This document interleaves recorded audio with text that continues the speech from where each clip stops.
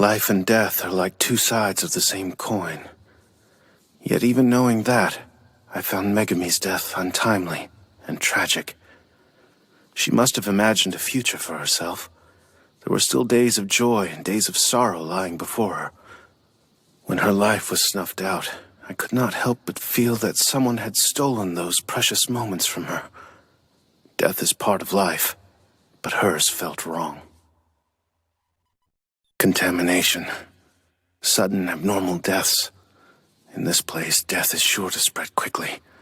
All the factors are in place.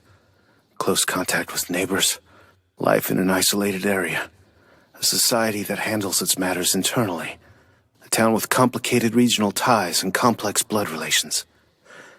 Yes, the disease will spread quickly, and by the time it's done, this village will be annihilated.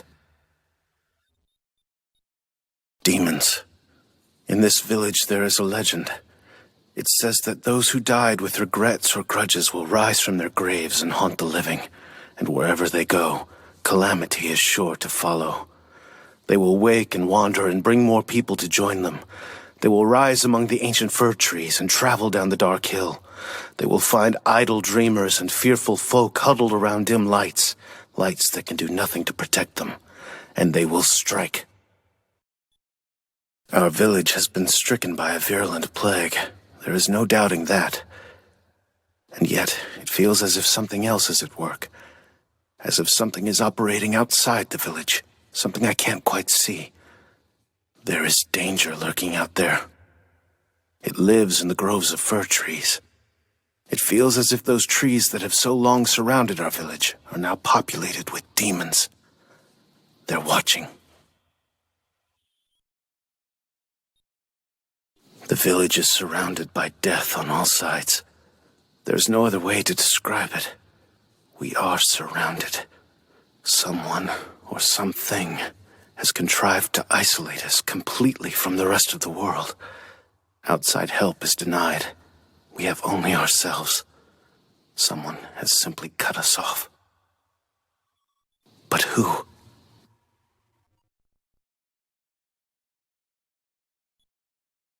Okiagari.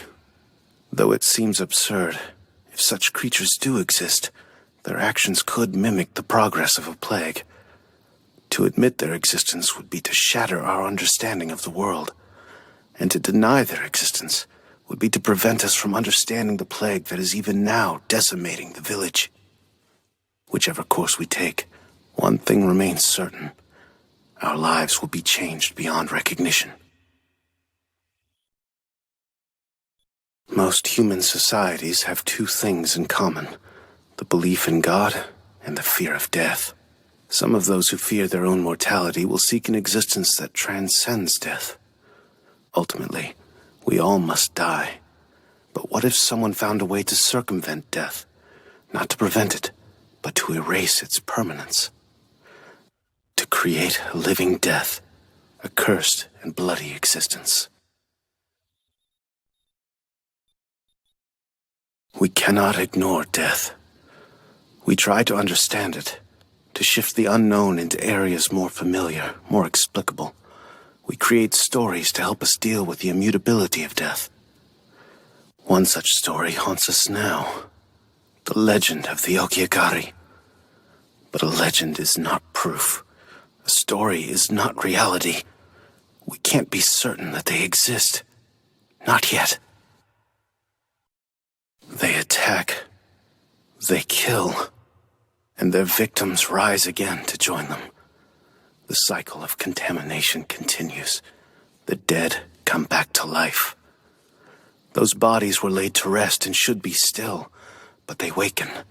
They walk among us, doing their violent deeds. They choose their victims. They feed upon them. They threaten to destroy us. The Shiki. If you offer condemnation based on nothing but speculation and preconception, people will cover their ears and refuse to hear. The louder you shout, the more people will oppose you. The more insults you hurl, the less they will believe what you say. However, Ikumi's shouts describe the situation more accurately than even she realizes, and the truth is nothing short of terrifying.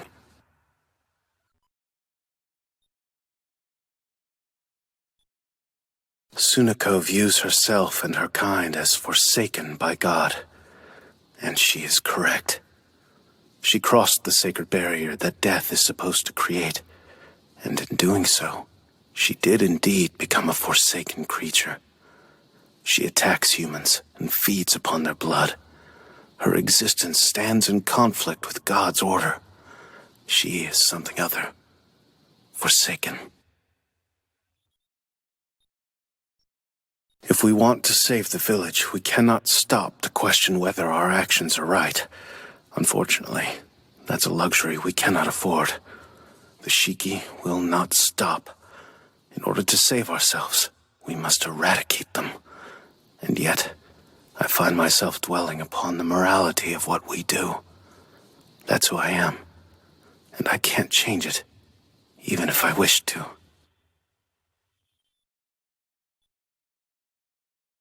I should not treat the lives of humans and Shiki as equal. I am not a member of the undead clan that walks our streets. Viewing them equally would repudiate my status as a human. Judging these creatures is not my prerogative. That is for God to do. Even so, I am still a human. Certainly, the answer should be obvious.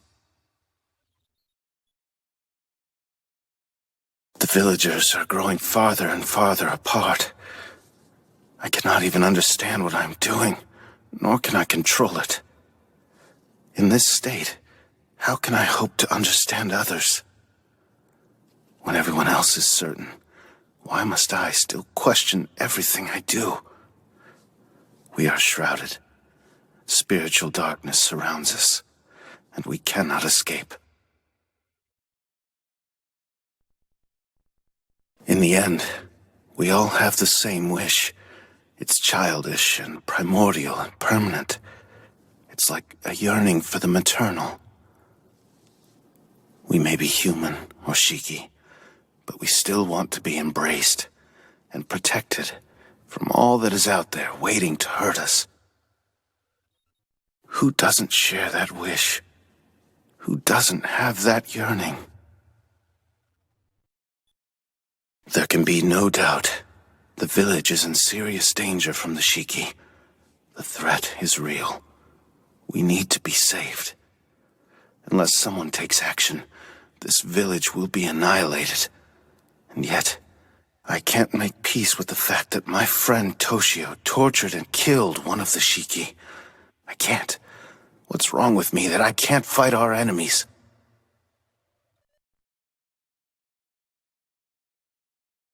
Those who fear punishment learn quickly how to behave. If reprisal isn't likely, they will simply do whatever they want.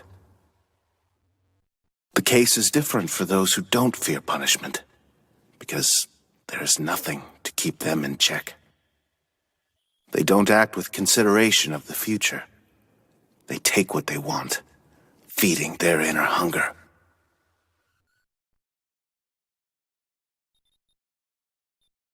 I am a victim now. They took my father from me. So now, I should curse the Shiki with every breath in my body.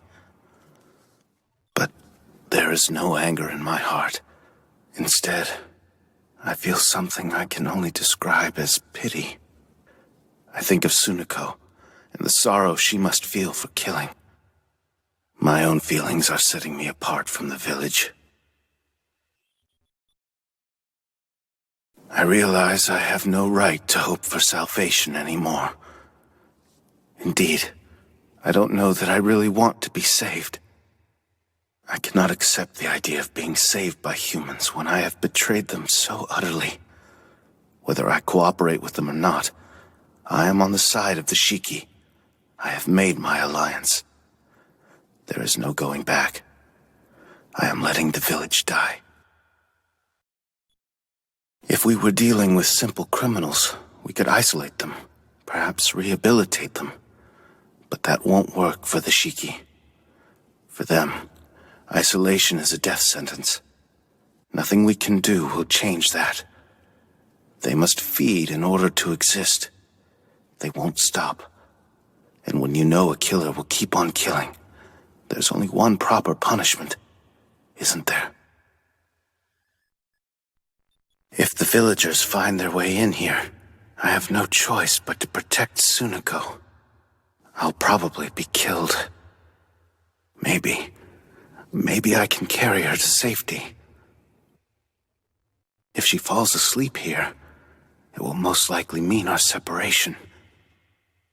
If so, may her sleep come peacefully. For this, I pray. The Shiki's desire is simply not to starve to death. Is that truly such a sin? Does it warrant a stake through the heart? Humans are willing to take other lives to preserve their own. What is acceptable for humans is not sanctioned for Shiki. Where is the fairness in that? They can't win. Their life means murder. Their very existence is a sin that humanity can't bear. But I remain unsure. Their sins are ours. This is what a world ruled by order looks like. Those who accept order can live together peacefully, protected from the unknown, safe in their belief that all is as it should be. But when something happens to threaten this orderly existence, they will fight to the very death.